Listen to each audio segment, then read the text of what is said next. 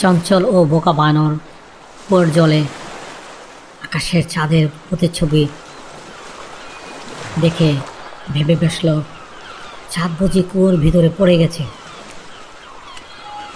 আর সেই চাঁদকে উদ্ধার করতে তার দলবল নিয়ে কি চরম বিপদে পড়ল।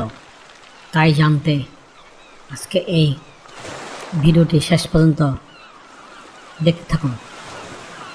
এক গভীর জঙ্গলে একদল বানর বাস করত। তাদের দলের সর্দারের নাম ছিল চ্যাং। যেমন ছোট ছিল তেমনই চঞ্চল ছিল। সে নিজেকে খুবই বুদ্ধিমান ভাবত, কিন্তু আসলে সে ছিল ভীষণ বোকা। একদিন রাতে চারিদিকের পরিবেশ যখন শান্ত, তখন চ্যাং কুয়োর পাড়ে বসে এসে দাঁড়ালো। কুয়োর ভিতরে উঁকি দিল এবং জলের প্রতিচ্ছবি দেখে চমকে উঠল। তার চোখ দুটো বড় বড় হয়ে গেল। চ্যাং চিৎকার করে দিয়ে উঠে বলল, ওরে বাবারে, এ কি সর্বনাশ হলো! সবাই ছুটে আয়, তাড়াতাড়ি আয়! চ্যাংয়ের চিৎকার শুনে গাছের ডালপালা কাঁপিয়ে একদল বানর হুড় হুড় করে কুয়োর পাড়ে এসে জড়ো হলো। প্রথম বানর বলল, কি হয়েছে রে চ্যাং? এত রাতে এভাবে চিৎকার করছিস কেন? কোনো বিপদ হয়েছে নাকি? চ্যাং কুয়োর ভিতরের দিকে আঙুল দেখিয়ে ভয়ে কাঁপতে কাঁপতে বলতে লাগল, বিপদে আর বাকি কি আছে?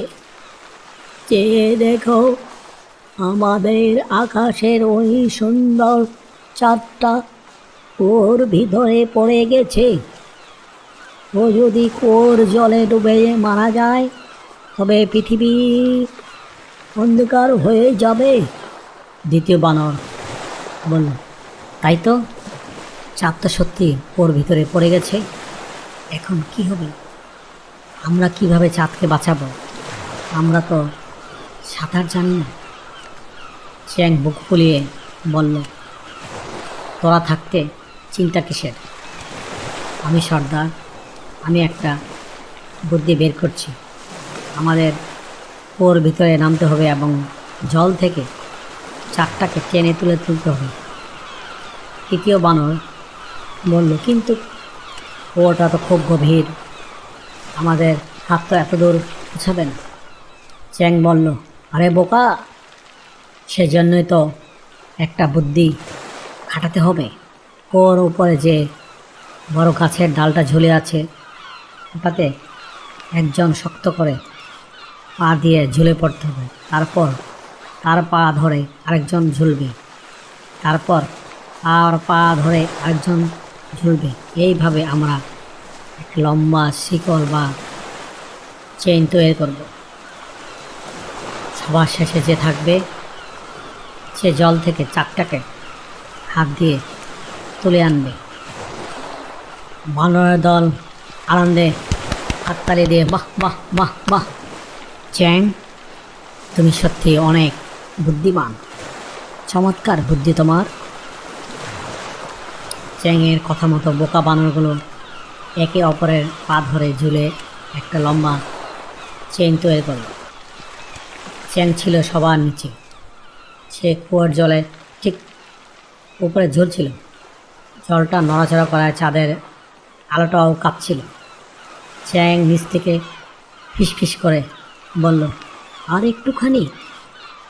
একটুখানি নিচে নামো সবাই, আমি প্রায় চাঁদটাকে ছুঁয়ে ফেলেছি। ওই চাঁদটা জল থেকে বাঁচার জন্য ছটপট ছটপট করছে। এবার একেবারে উপরের ডালটি এমনভাবে যেন বানানো ওজন সহ্য করতে পারছিল না।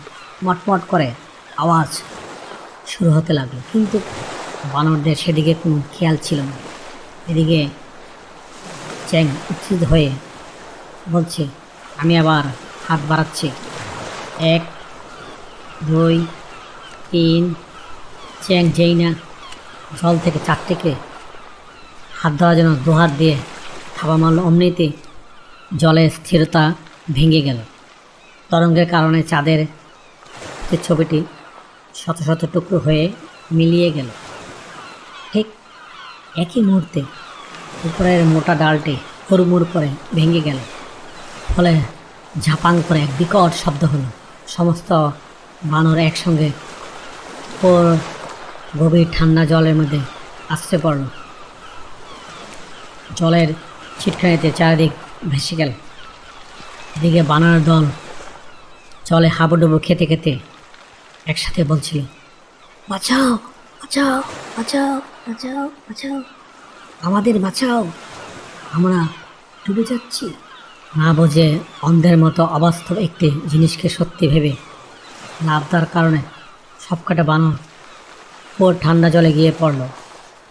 তারা সাঁতার জানতো না, তাই জলের ভিতরে আস্তে আস্তে পিস্টাপাস্তি খেতে লাগলো। অনেক কষ্টে ওর জলের পাথর আঁকড়ে ধরে কোনো মতো তারা একে অপরের উপর দিকে উঠে এলো। তখন সবার অবস্থা তখন রফাদফা, শরীর ভিজে একাকার, ঠান্ডায় ঠকঠক করে কাঁপছে। এদিকে চ্যাং কুয়োর পাড়ে বসে হাঁপাতে হাঁপাতে উপরের আকাশের দিকে তাকালো। সে দেখল আকাশের চাঁদটা ঠিক আগের মতনই হাসি মুখে আলো দিচ্ছে। চ্যাং মাথায় হাত দিয়ে বোকার মতো, এ কি, চাঁদ তো আকাশেই আছে, তাহলে ওর ভিতরে ওটা কি ছিল? প্রথম বানর বলল, রেগে গিয়ে চেঙের মাথায় নিশ্চয়ই ঘাটটা মেরেছে। ওটা ছাদের মতো বা ছায়া ছিল রে বোকা।